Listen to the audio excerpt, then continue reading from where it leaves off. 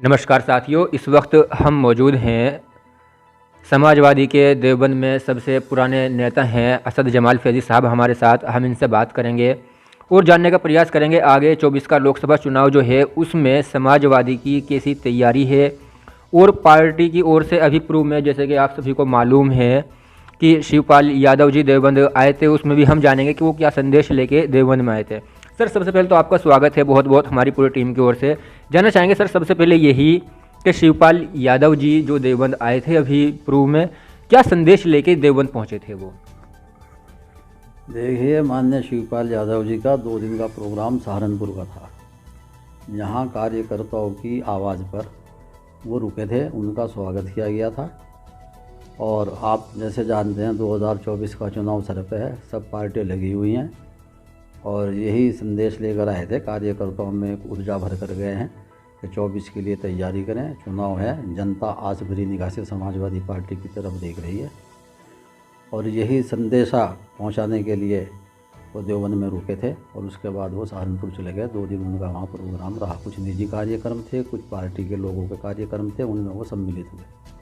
Sir, जैसे कि देवबंद एक बहुत हाई प्रोफाइल जगह देवबंद को बना दिया गया, ठीक है, और विकास के मामले में देवबंद जो है, जैसे कि आप तो लगभग 2 दहाइयों से समाजवादी में हैं, ठीक है, विकास के क्षेत्र में देवबंद अभी तक बहुत पिछड़ा हुआ है। कैसे देखते हैं इस पे? कभी ना तो बात होती है और ना उस पर कोई काम अभी तक देखने में आता है। बेरोज़गारी की जो दर अगर देवबंद में देखा जाए, हर चौथा आदमी ऐसे ही घूम रहा है, काम नहीं है। कोई इंडस्ट्रीज़ एरिया यहाँ पे स्थापित नहीं हो पाया आज तक, कोई इन्वेस्टर यहाँ आने के लिए तैयार नहीं होता। इस विषय पे कभी मतलब मंथन होता है?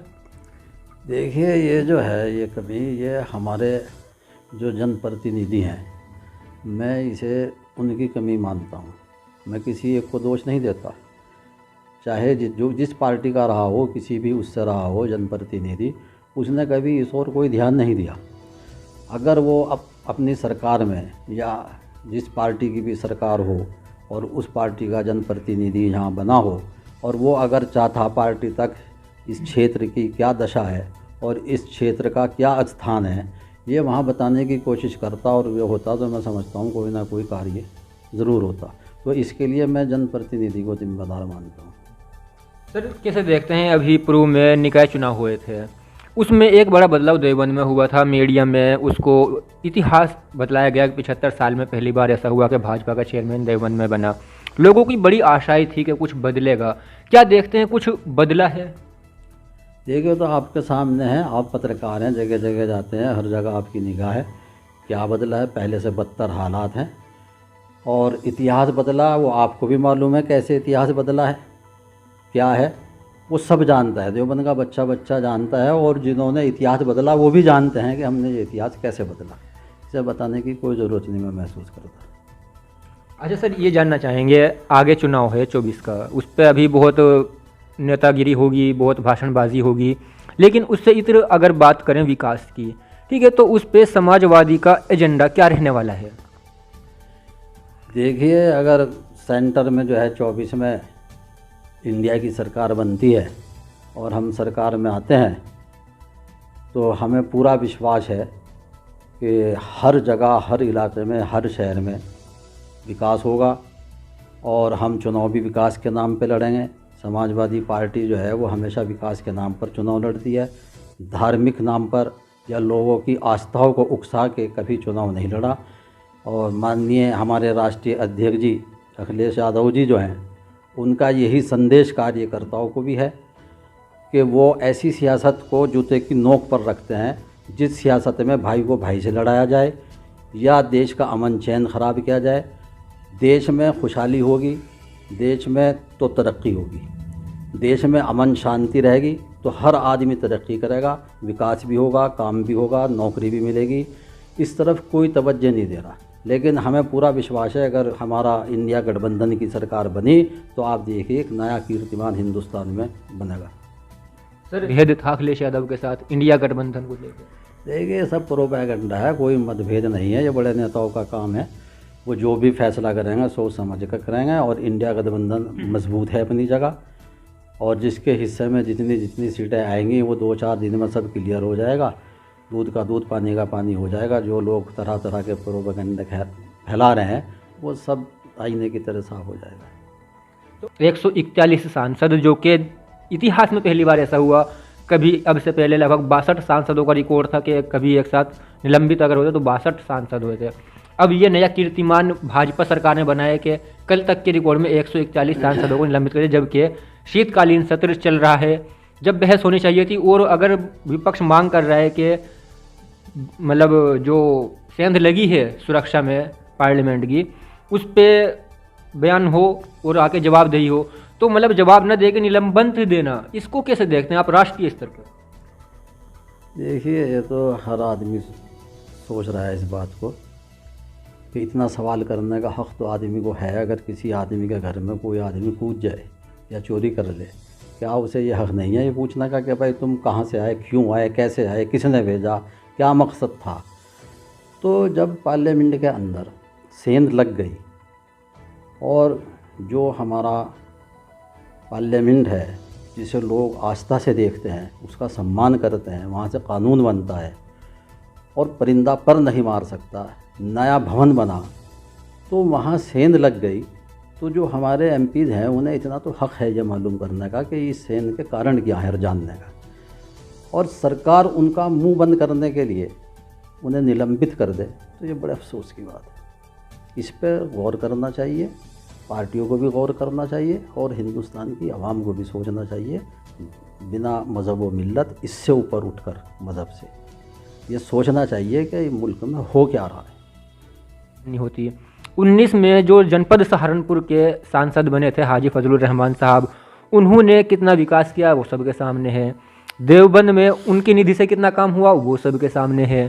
तो अभी जो समाजवादी की स्थिति है देवबंद में, उसको कैसे देखते हैं? और आने वाले चुनाव में 24 के चुनाव में समाजवादी मतलब जो अपना कैंडिडेट लेकर आएगी, वो वही बातें होंगी या विकास की बात होगी? देखिए, सियासत जो है करनी चाहिए बिजनेस की तरह नहीं, सियासत करनी चाहिए सेवा के नाम पर। और जो लोग, चाहे वो कोई लोग हो, हिंदू हो, मुस्लिम हो, सिख हो, ईसाई हो, किसी भी धर्म का हो और किसी भी पार्टी का हो, अगर कोई ये नारा देता है कि भाई सीट बचाइए या साहब भाई को जिताइए, तो मैं उसे कंडम करूँगा। इलेक्शन ऐसे होना चाहिए जैसे हमारे राष्ट्रीय अध्यक्ष लड़ते हैं विकास के नाम पे, कि और आवाम में जाएं, बताएं कि हमने ये किया है और ये करने का हमारा आगे प्लान है, तो आवाम को वो बताएं। और इस तरीके से ये नारे, फर्जी नारे दे के और वक्ती तौर पर लोगों को गुमराह करके हम कोई चीज़ हासिल तो कर सकते हैं, लेकिन हम उसका फ़ायदा नहीं पहुंचा सकते दूसरों को। अगर वाकई हमें खिदमत करनी है, जनता की सेवा करनी है, अपने शहर की सेवा करनी है, ज़िले की करनी है, प्रदेश की करनी है, मुल्क की करनी है, तो हमें मन साफ़ करके आना चाहिए और बताना चाहिए कि हमारे में इनमें ये फ़र्क है, ये कर रहे हैं, हम ये करना चाहते हैं और ये हमने किया है और ये हम करेंगे। रोज़गार की बात करें, शिक्षा की बात करें, नौकरियों की बात करें, दवाई की बात करें, लोगों को सस्ती दवाई, सस्ता इलाज, अच्छा इलाज चाहिए, कहाँ है? आज प्राइवेट डॉक्टरों के यहाँ देखिए आप क्या हाल है, तो लोग कहाँ जाएं? तो जो रोज़मर्रा की चीज़ें हैं वो सस्ती होनी चाहिए, आवाम को उसका फ़ायदा होना चाहिए। आज रोज़ आना होता है कि साहब दूध में फला चीज़ मिल जाएगी, उसमें फला हो रहा, उससे फला हो रहा, घटिया हो रहा, क्या कार्रवाई हो रही है? ऐसी चीज़ों पे ध्यान देना चाहिए जनप्रतिनिधियों को भी और सरकार को भी। सर, राजनीति में आए 90 की दहाई में, 1990 में, आज सन 2023 चल रहा है, तो क्या देखते हैं कि तब से अब क्या बदला है? अब ऐसा क्या हो गया कि लोग ये जो आप मिशन लेके चले थे सन 90 की दहाई में, कितना आप उसमें सक्सेस हो पाए हैं?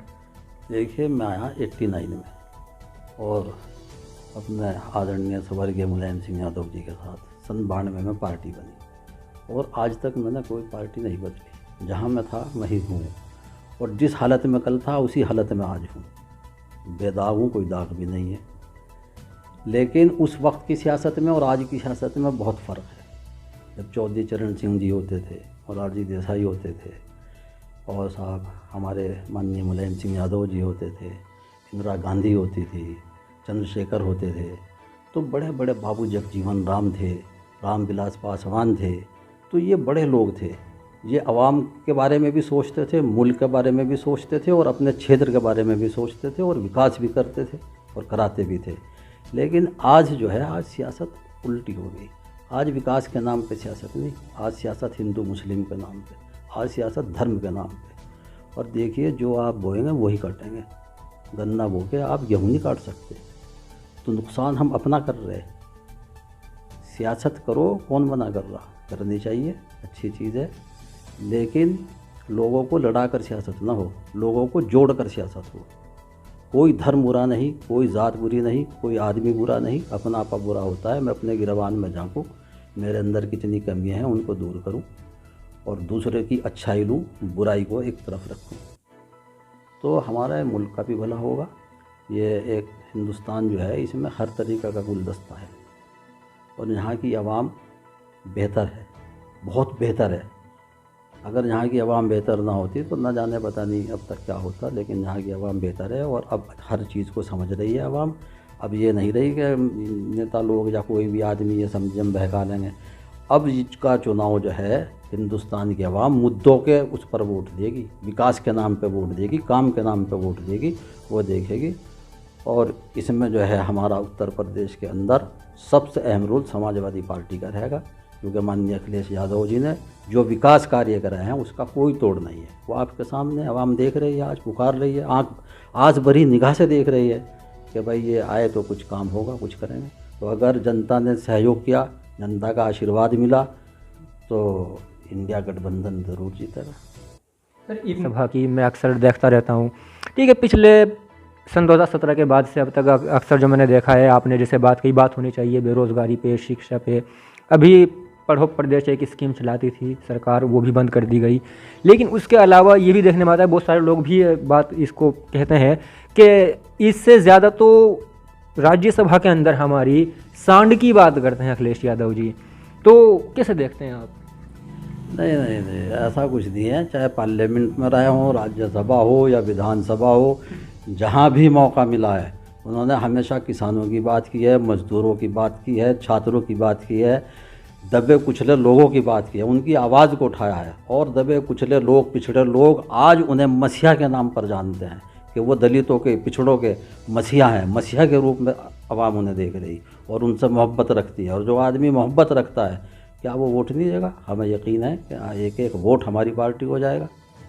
तो ये अभी शिवपाल यादव जी से हमने शुरू किया था, ठीक है, वहीं आते हैं। एक सोशल मीडिया पे ये चल रहा है कि वो बहन कुमारी मायावती जी के जन्मदिन में शिरकत करेंगे, मुलाकात भी करेंगे। तो सोशल मीडिया पे चल रहा है कि जैसे 19 में समाजवादी का और बसपा का गठबंधन देखने को मिला था, कहीं उसकी तैयारी तो नहीं कि इंडिया गठबंधन से अलग होकर बसपा के साथ चली जाए समाजवादी, ऐसा कुछ अगर हो गया तो? नहीं नहीं, ऐसा कुछ नहीं, पहले भी गठबंधन हुआ है। और देखिए, ब्याह में, शादी में, मरने में, जीने में शरीक होना चाहिए। वो चाहे किसी भी पार्टी का कार्यकर्ता हो या किसी भी पार्टी के लीडर हो, उसमें कोई हर्ज नहीं है शरीक होने में। सियासत अपनी जगह है और ताल्लुकात अपनी जगह है। और अगर मायावती गठबंधन में आएंगी तो वेलकम, बहुत अच्छा रहेगा, आना चाहिए उन्हें इसके अंदर। बात करें तो वो एक उन्होंने गुट बना रखे हैं, अलग अलग रहते हैं। जैसे कि विधानसभा चुनाव में हमने देखा था कि एक समाजवादी के जो स्तंभ माने जाते हैं देवबंद में, कि सिर्फ टिकट नहीं हुआ तो वो घर में बैठ गए, उन्होंने कोई भी प्रचार समाजवादी का नहीं किया, जिसका परिणाम ये हुआ कि जो समाजवादी का वोट था वो कहीं ना कहीं ट्रांसफ़र हुआ बसपा को और जीत गई भाजपा। तो इस पूरी रणनीति को या बनाई जाती है, या कैसे देखते हैं कि ये गुटबाजी ख़त्म हो सकती है? देखिए, थोड़ी बहुत गुटबाजी तो सब पार्टियों में है, लेकिन हमारे यहाँ फिर भी इतनी बड़ी गुटबाजी नहीं है। और जो छोटी मोटी गुटबाजी है वो जल्द ही ख़त्म हो जाएगी। इस पर पार्टी बहुत गहराई से देख रही है और जो लोग जो पार्टी की लाइन से हट के कार्य करेंगे उनके खिलाफ़ पार्टी कार्रवाई भी करती है और करेगी भी। तो अभी हमारे यहाँ इतनी गुटबाजी नहीं है। सर, देवबंद के लोग तो बहुत परेशान हैं इस चीज़ से, वो देखते हैं कि इधर जाएं। अब आम आदमी का क्या होता है कि भाई उसके लिए तो ये नेता भी अच्छा है और ये नेता भी अच्छा है, लेकिन गुटबाजी की वजह से आम नागरिक जो है या आम वोटर वो बड़ा परेशानी में आता है कि अब किधर जाए। देखिए, जो इस तरीके की बात कर रहे हैं उनसे कोई असर पड़ने वाला नहीं। आवाम जो है, जो जनता है, वो पार्टी की नीतियों को देखकर वोट कर रही, वो माननीय अखिलेश यादव जी की तरफ देख रही है, वो हमारे आदरणीय संस्थापक हमारे पार्टी के आदरणीय मुलायम सिंह यादव जी की तरफ देख रही है। उनके जो सिद्धांत है, उन्होंने जो लोगों के लिए कुर्बानियाँ दी हैं, जो उन्होंने संदेश दिया है मोहब्बत का, प्यार का, लोगों के काम का, लोग उस पर वोट करते हैं। अगर कोई स्थानीय नेताओं में कोई गुटबंदी करता भी है और किसी ने करने की कोशिश भी की तो उसकी हैसियत पता चल गई, वो वोट नहीं रोक पाए। वोट तो समाजवादी पार्टी का नाम पे दिया जाता है, माननीय अखिलेश यादव जी का नाम पर वोट करते हैं लोग। उसमें हमारी पार्टी को सब लोग वोट देते हैं, चाहे वो किसी भी धर्म या मज़हब से ताल्लुक़ रखते हों, और जिस बिना सबके कोई आदमी जीत भी नहीं सकता किसी एक वोट पर। हम तो हिंदू भाइयों के सहायक हैं मुस्लिम, हमारी पार्टियों के तमाम जिम्मेदार हिंदू हैं, मुस्लिम नहीं है। हम मुस्लिम पार्टी को मुसलमान वो नहीं करता फॉलो, लेकिन हम सहायक हैं हिंदू भाइयों के। हिंदू भाई समाजवादी पार्टी को भरपूर तरीके से वोट दे रहा, हम सारा लगा रहे जीतने के लिए, जीतेगा। लेकिन एक लेवल भी तो लगाया जाता है ना, जैसे आपने भी बात की हिंदू हैं, लेकिन टैग तो ये लगा दिया गया है मुल्ला मुलायम के नाम से पुकारा गया। देखिए ये तो चलता है, लोगों को कुछ ना कुछ चाहिए, तो कोई किसी को मुल्ला कह दे, कोई कुछ कह दे, कोई कुछ कह दे, तो मुल्ला कोई गाली तो है नहीं। अगर उन्होंने कह दिया तो इसमें क्या हर्ज है, कह दिया तो ना नेताजी को बुरा लगता था। तो ये तो डॉक्टर राहत इंदौरी का शेर है कि अगर खिलाफ है तो होने दो जान थोड़ी है, ये सब धुआं है कोई आसमान थोड़ी है, और हमारे मुंह से जो निकले वही सदाकत है, हमारे मुंह में तुम्हारी ज़ुबान थोड़ी है, और सभी का खून है शामिल यहाँ की मिट्टी में, किसी के बाप का हिंदुस्तान थोड़ी है। तो अभी बिल्कुल राजनीति से अलग हट गए, क्या संदेश आपका है देवबंद नगर वासियों के लिए? आगे नया साल है, नए साल पे क्या संदेश आप अपनी तरफ से देना चाहेंगे? भाई नए साल पे सबको तो बहुत बहुत मुबारकबाद, और दुआ यह है कि अल्लाह ताला नया साल जो है मोहब्बतों से भरा साल लाए और सबको खुशियाँ दे, हमारे मुल्क में भी अमन चैन रहे।